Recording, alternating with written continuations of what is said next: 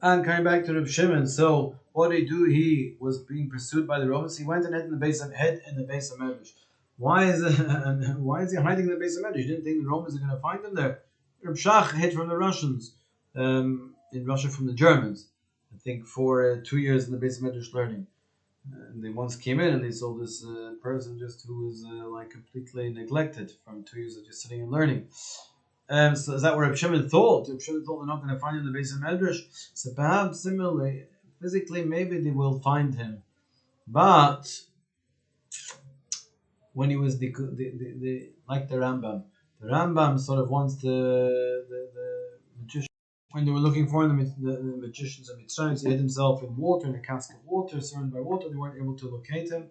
So Reb Shimon said, if I'm learning Torah outside the base of Medrash, that is going to be felt on the world, and they're going to be able to track me down because my Torah is going to be emanating and it's going to be felt. However, if I go into the base of Medrash and learn, that's not something that's going to be felt. So could be maybe even they know where he is, but perhaps they're less concerned because he's in the base of Medrash. His influence is no longer impacting on the Roman society, the Roman way of conducting themselves.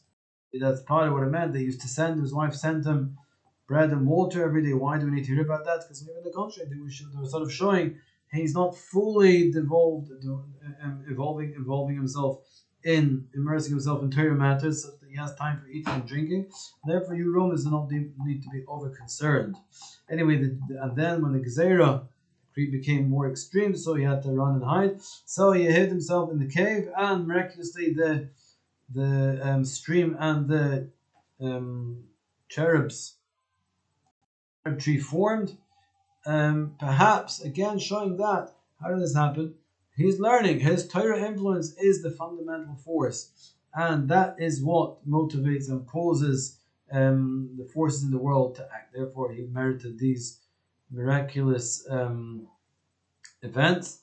And they used to remove their clothes. Perhaps he had just also telling as a practical aspect of his state in the cave, but also perhaps he was sort of in some ways going back to the days of Adam and Rishon before the Chet. He was in such a subliminal spiritual level that they didn't need clothes, except when they would pray, which was to a certain extent immerse themselves in ways of the world. You pray for also his material and physical needs. That was when he would don his garments. And we said after 12 months he exited. He said the Xeris bottle. So you could learn, the Xeris stam of the Romans. They had the time had come, like every Roman emperor. They went mad from lead poisoning, and therefore there was a new period. However, you could learn on the contrary, perhaps, that Reb Shimon actually prevailed. It wasn't just a logistical end of an era, the epoch against Reb Shimon. It was actually that Reb Shimon's Torah had triumphed, had actually resulted in the Romans being routed through the merit of Reb Shimon's learning that was so influential. He was able in the end to break the Roman stronghold against his learning. And when they emerged, so Reb Shimon and his son, they saw. So when they emerged, they saw somebody plowing and sowing, and they looked at them with such critical incredulity. What are you doing? Wasting your time in this world? And they burnt them up. And the Baskil, a divine voice, came out from heaven and said, what are you doing? You're destroying my world. So why were they destroying? Why were they looking at these people? They were actually impacting upon them. They were actually burning them. The force, so you could say the force of that was so spiritually strong, they couldn't understand what you were doing. So why would that burn the person up, though? Why would that person be punished? Maybe in comparison to Reb Shimon's holy influence, they should have been performing better. You might say, it's inappropriate for you to act that way. What are you doing? You've got us who've been immersing yourselves for 12 years and you're not yourselves immersed in learning. That's inappropriate that you get burnt up for. So what was the punishment? We're going to see maybe an additional level. They were told, go back into the cave for another 12 months. Why? Because 12 months is the period in which a person spends in Gehenna. So what's that? Reb Shimon is being sent back to Gehenna. And when they emerged, they saw people busying themselves with ways of the world, and Reb Shimon was not so, Reb Shimon was not so happy.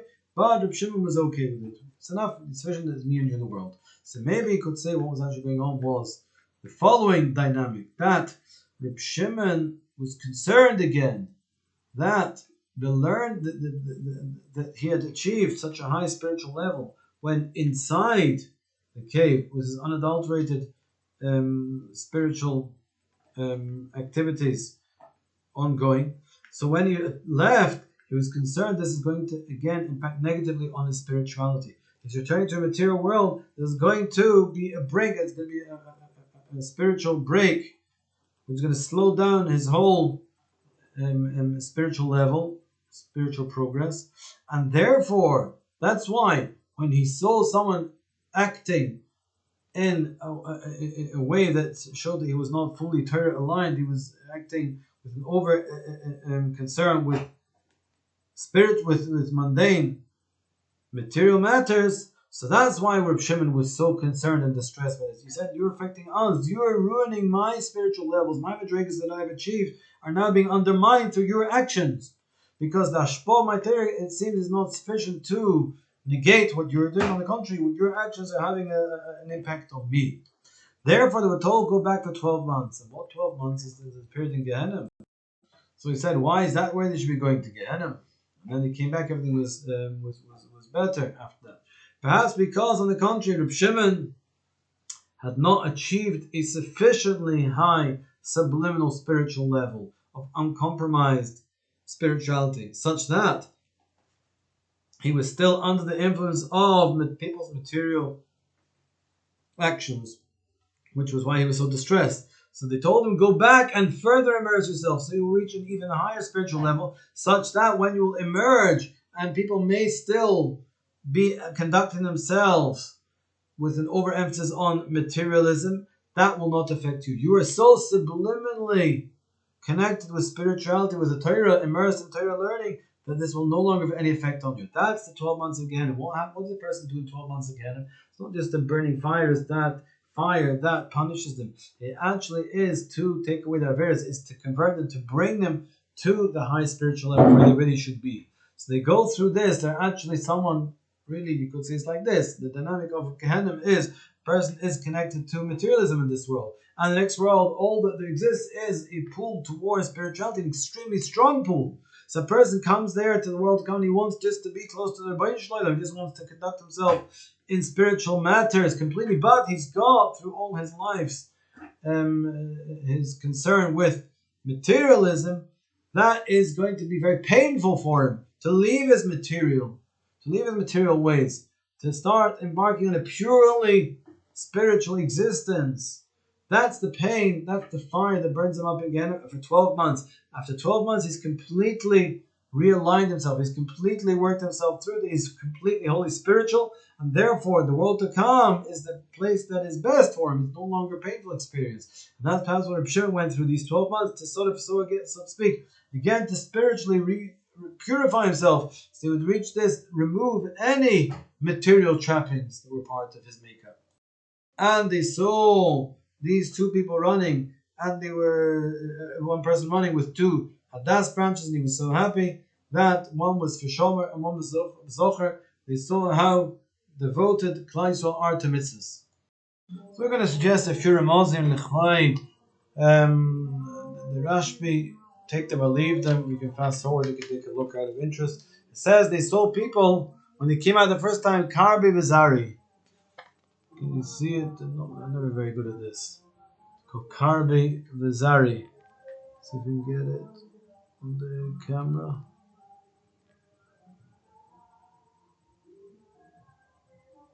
Karbi v'zari.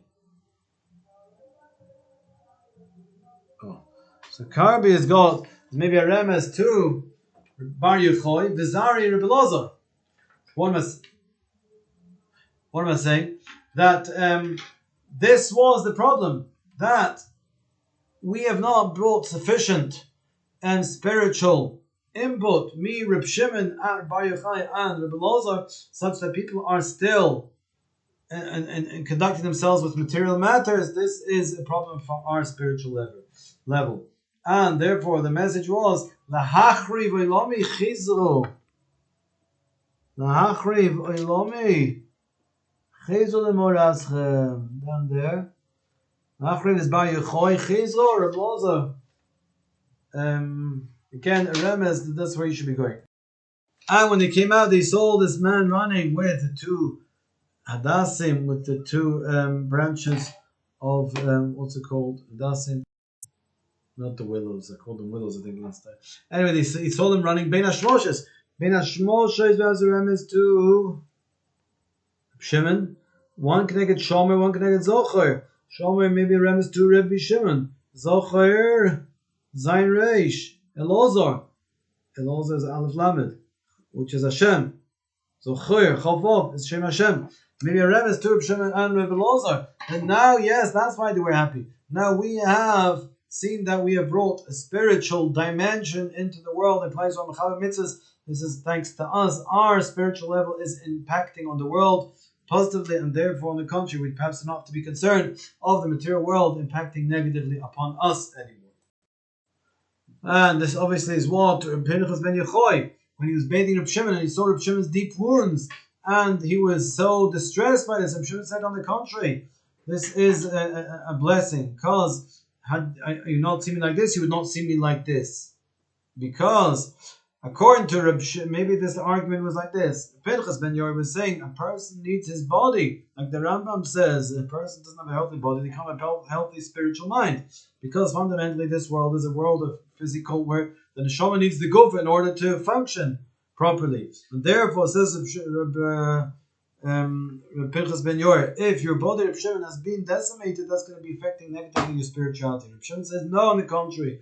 Fundamentally, this world is a completely spiritual world, and therefore the body is actually a distraction. And therefore, my body, having been impoverished and injured in such a manner and become diminished and emaciated, that actually has enhanced my spiritual efforts. As evidenced by the fact that till now, Reb Pinchas ben Yechoy would answer 12 answers to any question of Reb Shimon.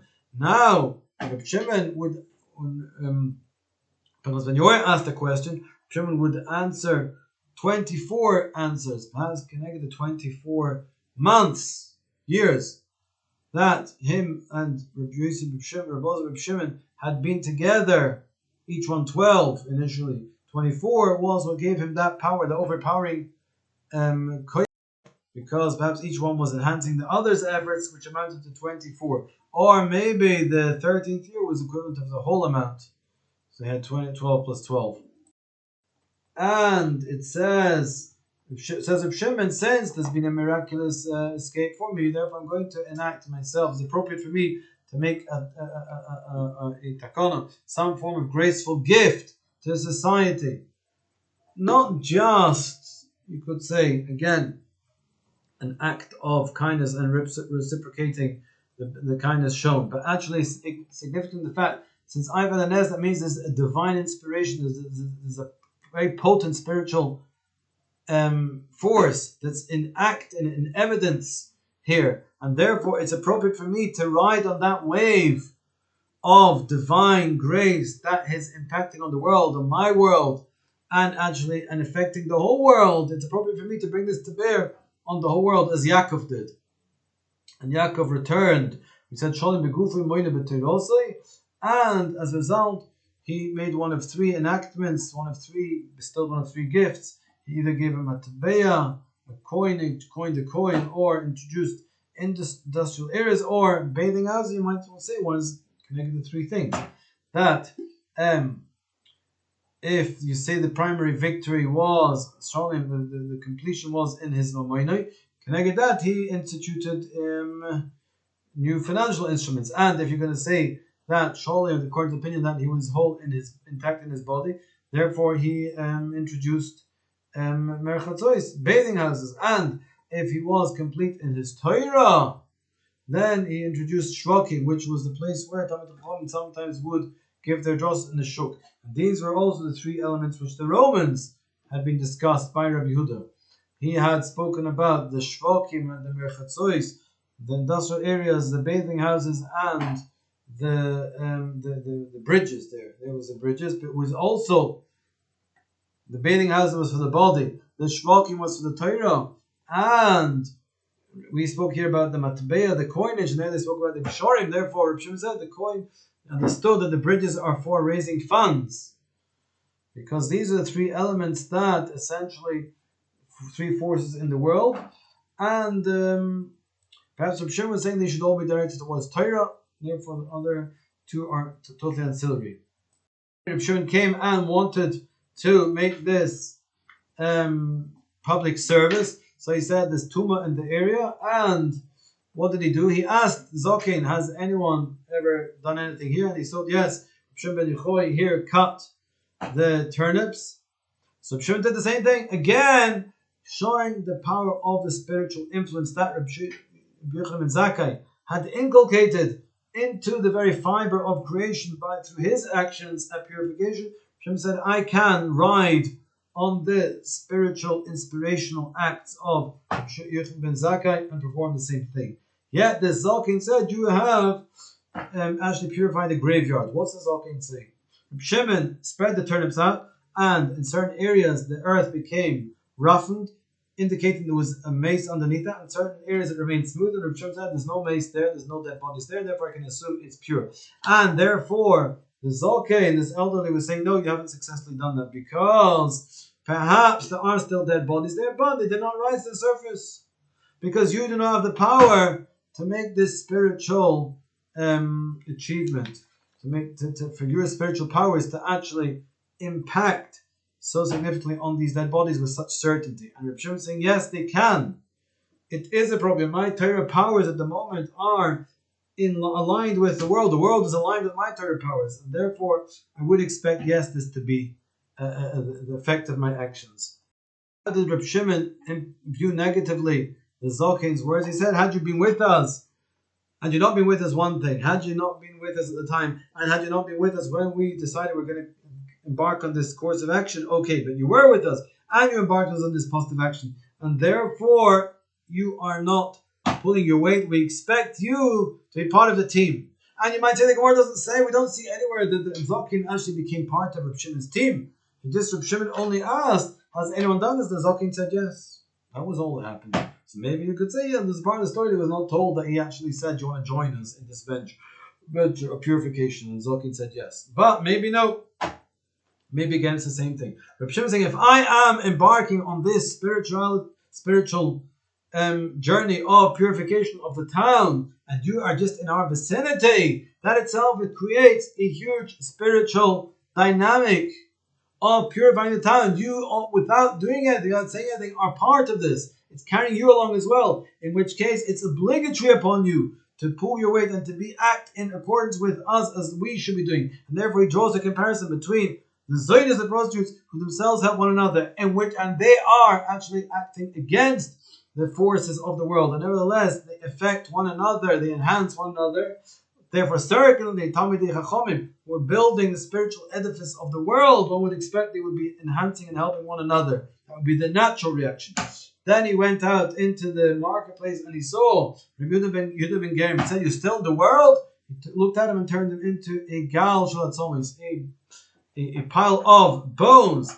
And what's his incredulity that you are still in this world? Because, that's what Rabbi Shimon saying, my influence, we see, and there's been a Nezmin Hashemayim, and my Torah influence has become so felt in the world that your inappropriate action, the way you conduct yourself inappropriately, has surely got no place in the world anymore. And therefore, I'm even surprised that you're actually still here. The world still, so to speak, tolerates your presence in this spiritual world. And he looked at him and he turned him into a Gal Shalatzomis. And what's a Gal Shalatzomis? You might say a Gal Shalatzomis, like Rashbi says. He didn't just die, he became a Gal Shalatzomis. Actually, he was dead from the original 12 years ago, perhaps. He'd already turned into bones. It was just an apparition. He was a walking apparition. Why? Because actually the potential for his demise, his certain demise, is already in effect at the time he spoke. Because of Shimon saying, my spiritual world is not something that I created anew now. It is not really part of the world. The world is fundamentally a spiritual world. In which case, the potential for this spiritual level and for the demise and the inability of Yehuda ben Gerim to be a part of this world was already there then. Maybe that is the Gal. Gal is 33 like Baomer. Why do we light bonfires? That perhaps is what is happening. Like we're moving towards Matan Torah. We're 33 days into it, which is like sort of 2/3 of the way through. A majority of 2/16, whatever, yeah. And we'll be going out to Mitzrayim from a carbon So'irim to the carbon Chitim, which is where we want to get to. And perhaps you can't see.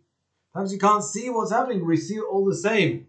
Says Reb Shimon, 33 is the important day. We light the bonfire. There's a certain time when all this momentum, spiritual momentum, starts heating up, starts gaining spiritual forward direction. We're heating up. We're getting more and more excited, more and more drawing towards Kabbalah HaTorah. What actually is going to happen is like the 4-stroke cylinder engine. It's hot enough. There's enough pressure. You ignite a spark. You have what's called internal combustion, spontaneous combustion. Just the heat of the gases themselves. And a diesel engine will actually just heat up and it will combust itself.